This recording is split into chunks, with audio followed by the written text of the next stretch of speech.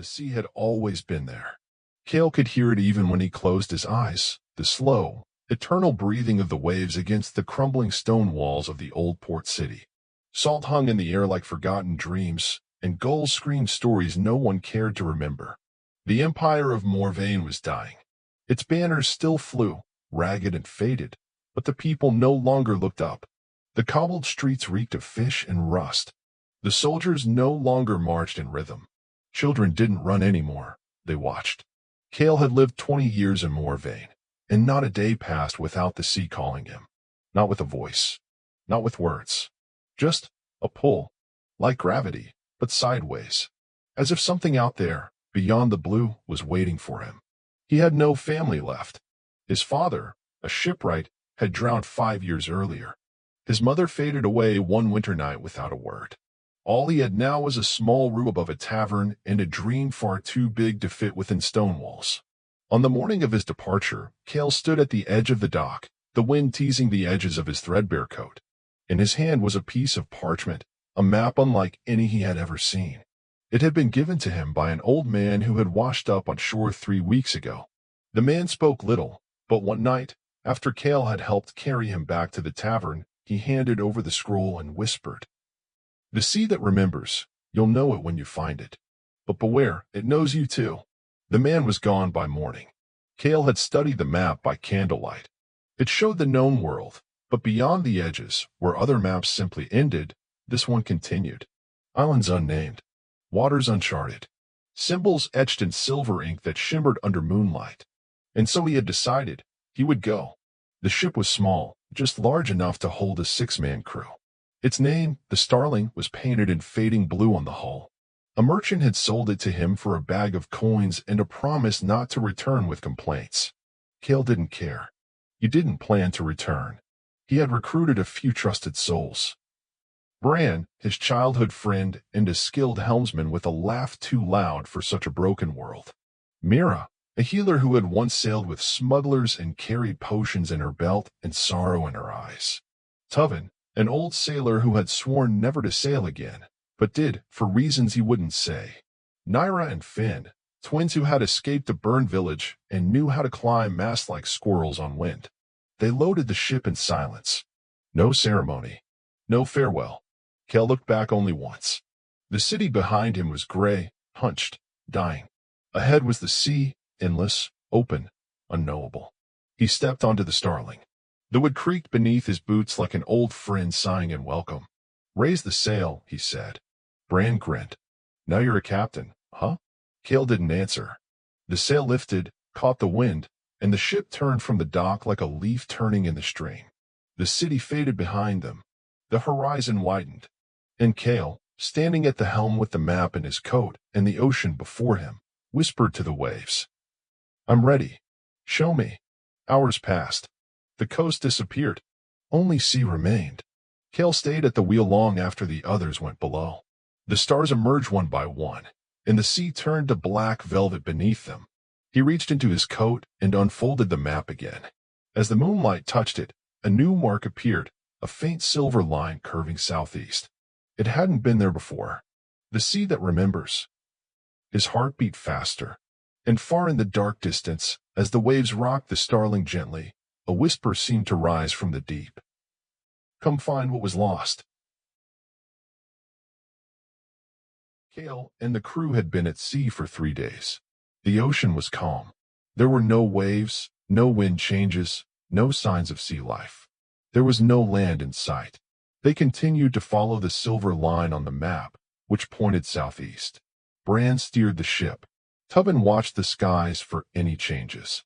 Mira recorded shifts in wind and temperature. The twins, Nyra and Finn, adjusted sails and reinforced the ropes. On the 4th day, the sky turned gray. The wind picked up. Waves began to rise. Cale opened the map again. A new symbol had appeared, a dark spiral. Below it were ancient letters. Tuvan read them out loud. "The storm gate, none return." Bran asked if they should turn around. Cale said, "No, we go forward." The waves grew taller. Lightning appeared in the distance. The wind became louder. Rain started falling. The crew prepared the ship for the storm. Sails were lowered. Supplies were tied down. Each crew member took a position. The Starling entered the storm. Thunder cracked across the sky. Waves crashed over the deck. Visibility dropped. Cale held onto the wheel. He kept the ship steady. The others followed his instructions. Hours passed. Then, silence. The storm stopped suddenly. They sailed into a wide, calm circle in the middle of the sea. Clouds surrounded them in all directions. There was no wind. The water was still. They had entered the eye of the storm gate. Cale looked at the map. A new path appeared. This time, it curved deep into the unknown sea. They had passed the first test. No one spoke. They repaired the sails, dried the deck, and waited for the storm to return on the other side. The journey had changed. It was no longer just a voyage. Now, it was a passage through something ancient, and it had only just begun. After passing through the storm gate, the Starling sailed into calm and peaceful waters once again. The crew was tired from the storm but remained alert and watchful. Cale carefully checked the ancient map. A new path had appeared, this time leading toward a distant island that was not on any known charts. Mira studied the sky and the changing winds. "The air is different here," she said. "I hear whispers in the breeze, almost like voices calling from the island." As they drew closer, the island slowly came into view on the horizon. It was covered with thick, dark forest that stretched as far as the eye could see. Tall trees stood motionless, like ancient guards watching over the land. The shore was rocky and harsh, with waves crashing loudly against the cliffs. The crew lowered the sails and dropped anchor near the shore. Cale ordered a small exploration party to go ashore and investigate. He chose Mira and the twins, Naira and Finn, to join him. The rest of the crew remained on the ship to guard it. On land, the air was heavy and humid. Strange sounds echoed through the forest, soft and distant at first, then louder and clearer. Sometimes the sounds seemed like words, but no one could understand them. Naira said quietly, "I think the island remembers something." Finn asked, "Remembers what?" But no one had an answer. They walked deeper into the forest, stepping carefully over roots and moss-covered stones. Suddenly, they found ruins, broken stone pillars, and crumbling walls covered in ancient carvings.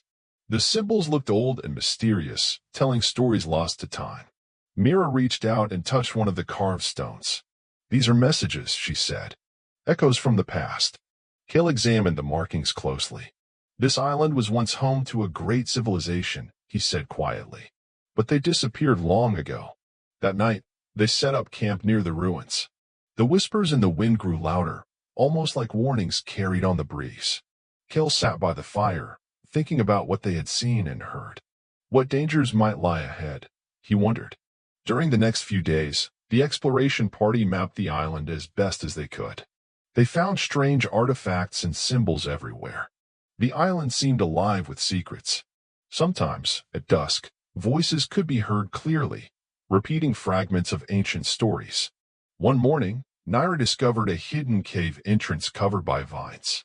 Inside, the cave walls glowed faintly with mysterious blue light. They followed the passage deeper, where the air grew cooler and the silence thicker. At the end of the cave, they found a large stone altar carved with the image of a sea serpent entwined with stars. Mira said, "This must be a place of great power, or a gateway of some kind." Cale felt a strange energy there, as if the island itself was watching them. He knew their journey had reached a new level. The Island of Echoes was not just a place to explore, it was a test. Back on the ship, the crew prepared for what was next. They repaired the sails and stocked up on supplies. The path forward was uncertain, but Cale was determined to continue. The sea called to them, and their voyage was far from over. The Island of Echoes had revealed some of its ancient secrets, but Cale felt the mystery was far from solved. The glowing altar deep within the cave haunted his thoughts. Before the sun rose, Cale gathered Mira, Naira, and Finn to return to the cave. The air was cool and still, heavy with anticipation. As they entered, the soft blue light flickered against the damp walls.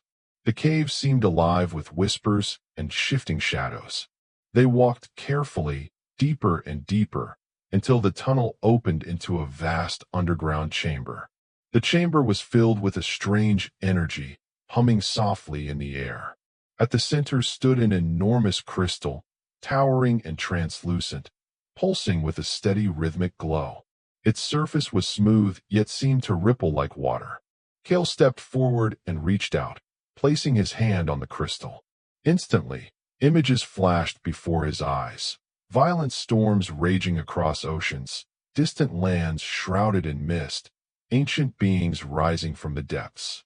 Visions of forgotten knowledge and long-lost civilizations filled his mind. It was as if the crystal held the very essence of the sea and sky. Suddenly, the chamber trembled slightly. The whispers from the island grew louder, forming voices that seemed to speak in a language just beyond understanding. Mira grasped Kale's arm and said urgently, "This power is dangerous, but it may also be our guide. We must learn how to use it wisely." Naira and Finn studied the walls, noticing strange symbols etched into the stone. The markings matched those on the ancient map found aboard the Starling. Kale realized the crystal was a key to unlocking a path they had not yet seen. But the crystal's energy was volatile. If disturbed carelessly, it could unleash forces beyond their control. Reluctantly, Kale withdrew his hand. "We must bring this knowledge back," he said. "We cannot stay here longer." They carefully retraced their steps, exiting the cave as the first light of dawn touched the horizon. Back on the ship, the crew gathered to hear the tale. Kale spoke of the crystal's power and the visions it revealed. The crew listened with a mix of awe and fear. They knew their voyage had taken a turn, from a journey of discovery to a quest filled with danger and mystery. The sea was no longer just a path to new lands. It was a keeper of secrets, ancient and powerful. As they prepared to set sail once again, Kale stood at the helm. He looked out over the endless ocean, knowing the challenges ahead would test their courage and wisdom. The Eternal Voyage had only just begun. The crew of the Starling prepared for departure. The Island of Echoes had changed them. The memory of the crystal still lingered in their thoughts, its power, its visions, its warning. Kale stood at the bow of the ship, watching the mist lift slowly from the shoreline. The sails were raised. The wind returned, steady and cold. They left the island behind, but its echoes remained in the silence between the waves. 2 days passed at sea. The waters were calm, almost unnaturally so. The stars moved slowly above them. Kale spent hours studying the map, noticing how the symbols shifted slightly each morning, as if the map was alive. On the third night, something changed. The water around the ship began to glow faintly. Mira was the first to notice it. She pointed toward the waves, which now shimmered with threads of blue and silver light. "The sea is stirring," she said. Finn leaned over the edge and saw patterns beneath the surface, lines like trails of energy, flowing in a direction the ship wasn't sailing. The compass spun wildly. The wheel resisted movement. It was as if the Starling had been caught in an unseen current. Naira climbed to the crow's nest. She shouted down, "There's something ahead." Kale looked through the spyglass. On the horizon, the ocean rippled unnaturally. A circular formation of waves, too perfect to be natural, swirled slowly in the distance. They had entered the awakening current. The current pulled the ship forward. The sails flapped, though no wind touched them. Mira placed her hand on the railing and closed her eyes. "The sea has memory," she whispered. "This current is old, older than the maps, older than the empires." As they drew closer to the center of the spiral, the sky began to change. The clouds above formed patterns, giant shapes like sea creatures and symbols mirrored from the island ruins. Suddenly, the ship slowed. The current held it still. In the center of the swirling water stood a stone spire, rising from beneath the sea. It was smooth, impossibly tall, and covered with glowing carvings. Kale gave the order to lower a boat. He, Mira, and the twins rowed toward the spire. As they reached it, they saw that it had no ladder, no entrance, only the carvings, now shifting and glowing brighter as they approached. Kale reached out. As his fingers touched the stone, the sea around them went silent. The water stilled. The wind stopped. Even the ship behind them seemed frozen in place. Then a voice, not heard with ears, but felt within, spoke in each of their minds. Seekers of the old tide, you have awakened the current. You walk a path sealed by time. Only those who remember may pass. Kale withdrew his hand. The spire glowed more intensely. Mira said, "This is a trial. The sea is testing our memory." Suddenly, the carvings on the spire rearranged themselves, becoming images, memories from their pasts. Kale saw his first voyage with his father, lost in a storm. Mira saw her village, the day it fell silent. Naira and Finn saw the day they chose to leave everything behind. The spire demanded truth, not strength. Each of them stepped forward, placing their hands on the stone. One by one, they spoke a memory they had never shared. With each truth, the water around the spire shimmered. The carving slowed. Then, the spire opened. A hidden doorway appeared, revealing a spiral staircase descending deep beneath the sea. Kale turned to the others. "This is the passage. We go down." They entered the spire. The sea closed behind them, and their descent began. The spiral staircase inside the sea spire twisted downward endlessly. The stone walls pulsed softly with ancient light, not lanterns, not torches, but a glow that came from within the very rock. It felt alive. Kale led the way, his hand brushing along the carvings that lined the walls. Each symbol they passed seemed to shift shape, as if recognizing their presence. Behind him, Mira walked silently, her eyes closed now and then, sensing something beneath their feet, a slow thrum, like the heartbeat of the ocean itself. Naira and Finn whispered to each other, trying to calm their nerves. The air was thick and damp, filled with a scent like rain on old stone. They had been descending for what felt like hours, though time here no longer moved in the usual way. Eventually, the staircase opened into a vast chamber beneath the sea. And there, the crew saw what no map had ever recorded. A sunken city, not ruined or broken, but whole, preserved under the sea for what must have been thousands of years. Giant columns rose from coral-covered streets. Dome-shaped halls glowed with inner light. Strange aquatic plants waved gently in unseen currents. Fish, silver, gold, and translucent, swam through arches and temple doors as if they were guardians. And floating above it all, suspended in the heart of the chamber, was a massive, slow-turning orb of water, a perfect sphere held in place by unseen forces. Within it, scenes played like memories, wars, migrations, ceremonies, and stars moving through the sky. Kale gasped. This is a vault of time." Mira stepped forward, her voice reverent. "Not just memory. This city was built to preserve knowledge. It's a sanctuary of the Deep Ones." Finn looked confused. "The Deep Ones?" Mira nodded. "An ancient people. Sailors say they vanished before the First Nations rose. But some believe they became part of the sea, not dead, not alive. Eternal." As they walked into the city, none of them could shake the feeling of being watched, not by eyes, but by the place itself. Then, in the center of the city, they reached a vast hall of mirrors. Each mirror was made not of glass, but of still water, standing vertically between stone frames. Kale stepped near one and saw not his reflection, but an image of himself as a child, standing on the docks, waving goodbye to his father's ship the last time he saw him. In the next mirror, Mira saw herself as a girl in the woods, healing a wounded bird, crying as it flew away. The mirrors revealed truth, the kind that wounds and teaches. Then, from the far end of the hall, something stirred. A form stepped from a shadow tall, robed in kelp-like fabric, its face masked by coral and light. It did not speak with a voice, but all four of them heard it in their minds. "You walk among the cradle of oceans. Few return from here unchanged. Fewer return at all." Kale stood firm. "We seek knowledge, not conquest. We were led here by the current." The being tilted its head, studying them. "You are the first in many tides who come not with greed, but with memory. Then listen well. The sea does not give. It remembers. What was broken above was buried below, and what sleeps beneath stirs once more." The orb of water above them began to swirl faster. Inside, the images changed. Seaquakes, volcanoes under the waves, storms swallowing entire fleets. Finn whispered, "It's showing us what's coming." The being raised a hand. A single droplet of glowing water rose from the orb and hovered between them. Take this, the seed of tides. It will guide your vessel across the storm that wakes. But beware, power is not owned. It is shared. It remembers all who wield it.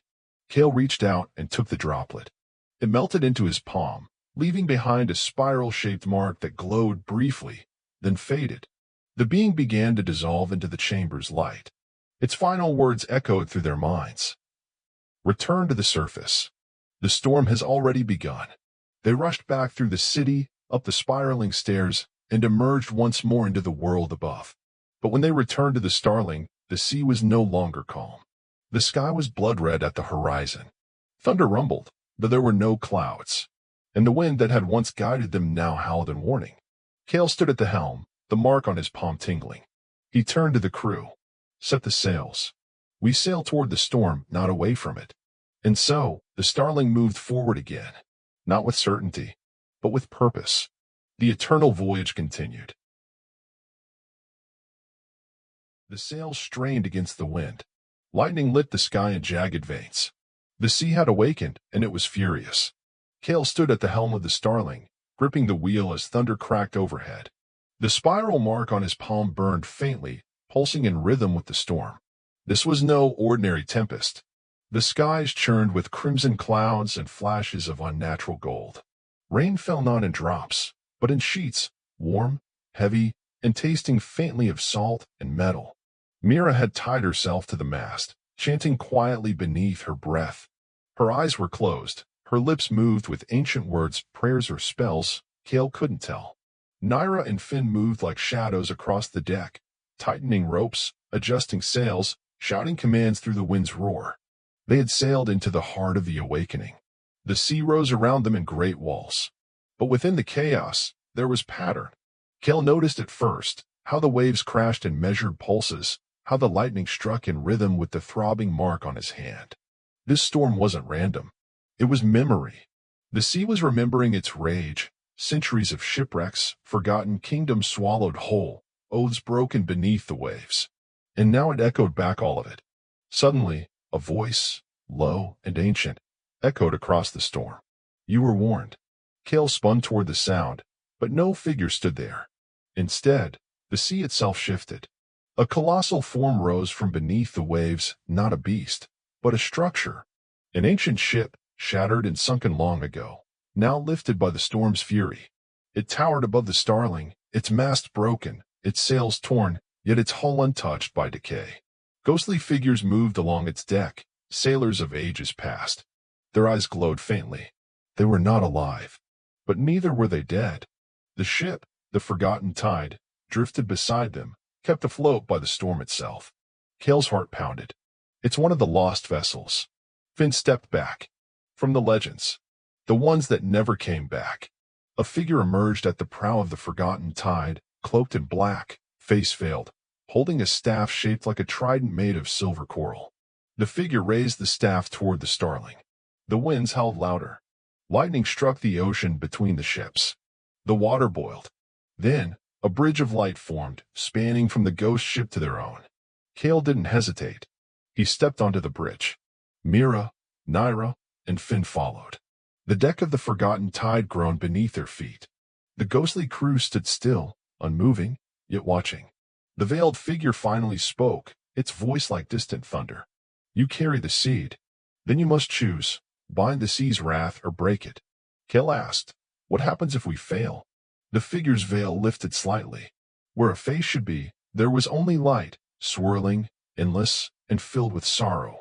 Then the ocean remembers all. Every storm, every ruin, every betrayal. It will wash the world clean. Mira stepped forward. What must we do? The figure raised its staff, pointing toward the clouds. A shape began to form in the storm, an eye, vast and watching. The heart of the storm must be sealed. It listens. It learns. And now it hungers. Back on the Starling, the crew raised anchor. With the seed of tides guiding the way, they sailed directly toward the storm's eye. The sea roared around them. Ghost ships swirled in the winds, other vessels claimed by memory, now drawn back to witness the final choice. As they reached the center, the waves fell away. Everything was still. Above them, The eye of the storm opened wide, a circular hole in the sky that looked down into the world with knowing silence. Cale stepped to the bow. The spiral on his hand glowed brighter than ever. Then, the seat of tides reappeared, a sphere of water floating in the air. He reached out. The sphere dissolved into light, spreading outward in radiant waves. It bathed the ship, the crew, the storm, the sea. And everything paused. Time itself held its breath. Then came the voice, not from above, but from within them all. Will you bind the ocean's wrath with memory? Or let it break all bonds? Cale looked to his crew. Mira nodded. Finn took Naira's hand. And Cale spoke the only truth he knew. We remember. The storm shattered. But not with violence. It simply faded. The clouds parted. The wind calmed. The sea lay still, not conquered, but understood. And the world exhaled. The starling drifted beneath a clear sky. The sun rose on a sea reborn. But in the stillness, they knew the voyage was not over. The ocean had given them a gift and a burden. To remember. To carry memory forward, beyond the blue. The sea was calm now. Too calm. After the chaos of the storm, the stillness felt like a held breath, not peace, but a pause. The starling floated gently across the glass-like water. Not a ripple disturbed its surface, and the sky was a blank dome of soft gray. Cale sat near the bow, his fingers tracing the fading spiral mark on his palm. It no longer burned, but it tingled, faintly guiding him, like a compass tuned to something unseen. Mira stood beside him, her gaze fixed on the horizon. There, she whispered. A shape was rising in the distance. Slowly, silently, an island, but not marked on any chart. As they drew closer, the crew saw that the island was not just land, it was architecture.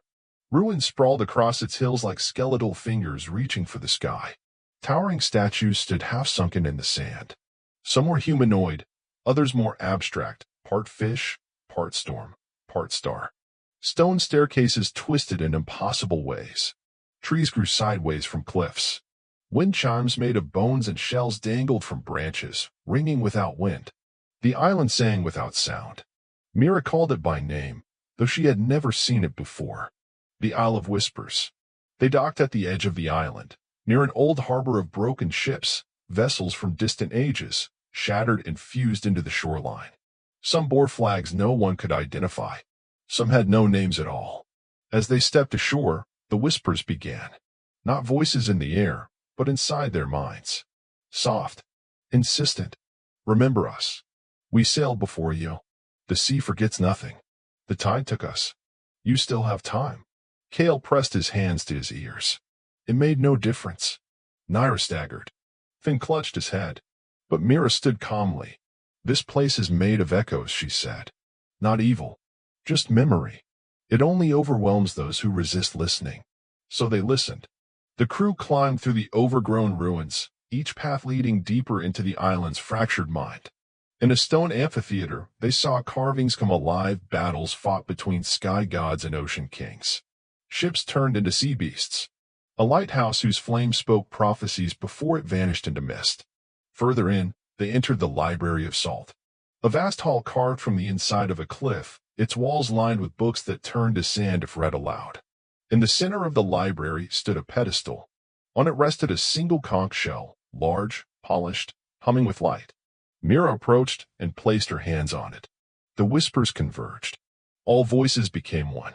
You carry the seed. Then you must know, the voyage is not to find answers.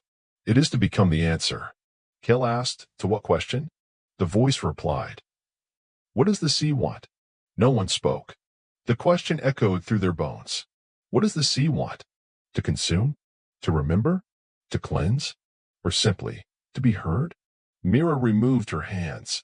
We won't know until the end, she said. But this place gives us something. She turned, and where the conch had been, there was now a map. Etched not in ink, but in shifting light. A living map showing the path forward. Through trenches. Into maelstrom. And finally, to the edge of the world. Back aboard the Starling, Cale unfolded the map. It pulsed with warmth in his hand. The sea around the ship rippled gently, as if acknowledging the path chosen. They set sail again. The Isle of Whispers faded into mist behind them, but its voices remained within. soft, eternal. Remember us. The wind had shifted again. The ocean, once flat and shimmering, now rolled with an uneasy rhythm, not violent, but deep, like breath pulled from a sleeping giant beneath the waves. Cale tightened his grip on the railing as the Starling approached a stretch of sea unlike any they had seen. The color of the water darkened. Blue faded to ink, then to black. There was no horizon, no clouds, only sky above and sea below, endless, empty, waiting. The map of light that Mira had recovered from the Isle of Whispers pulsed gently in Cale's hand, a soft heartbeat of luminescence. Its direction was clear, downward, into the deep. "We're not meant to float this part," Mira said quietly. Naira frowned. "You mean we dive?" Mira nodded. "The path lies below, in the abyss." The crew looked at one another in silence. Below, there were tales of the abyss, of things ancient and forgotten, cities swallowed by time, gods that drowned themselves to escape madness, creatures who remembered creation and waited in the dark for the world to forget them. But there was no other path, and so they prepared. That night, the Starling came to rest at the center of the black waters. Mira placed the map into the heart of the ship, and the vessel began to change. Not physically, but in nature. The wood creaked softly, as if exhaling. Sails retracted. Light enveloped the hull, and slowly, impossibly, the Starling began to sink. Not like a ship in distress, but like a being returning home. The water embraced it. They passed beneath the surface in silence. Deeper and deeper, until the light from above vanished completely. In the abyss, sound returned, not in waves, but in pulses. Cale heard the sea's voice not with his ears, but with his chest. Like a drumbeat, like a memory. The ship glowed faintly, shielded by the magic of the seed, but darkness pressed against it from all sides. Then, in the gloom, they saw it. Ruins. A city, vast, sunken, majestic. Columns tilted like drowned towers. Statues half buried in coral. Streets paved with mother-of-pearl. It was not dead. It had simply paused. Above the central temple, a sphere of water hovered, unmoving. Inside it, a figure, tall, still, bound in chains of gold and kelp. Eyes closed, hands folded, hair floating like seaweed in a dream. Myra's breath caught. "That's not a prisoner." "No," Cale whispered. "That's a guardian." They anchored near the city's gates and descended into the ruins. The pressure should have crushed them, but the seed's protection held. Carvings along the walls told stories in swirling, looping script, the history of a people who lived in harmony with the tides until they tried to command them. Their arrogance had opened something, a rift, a hunger. To seal it, they gave everything, including their city, to the deep, and left behind the guardian. Inside the temple, the water grew still. The guardian's eyes opened slowly. They glowed, not with light, but with memory. "You carry the seed," the guardian said, voice echoing in the minds of all. "You come seeking the edge, but you carry more than purpose.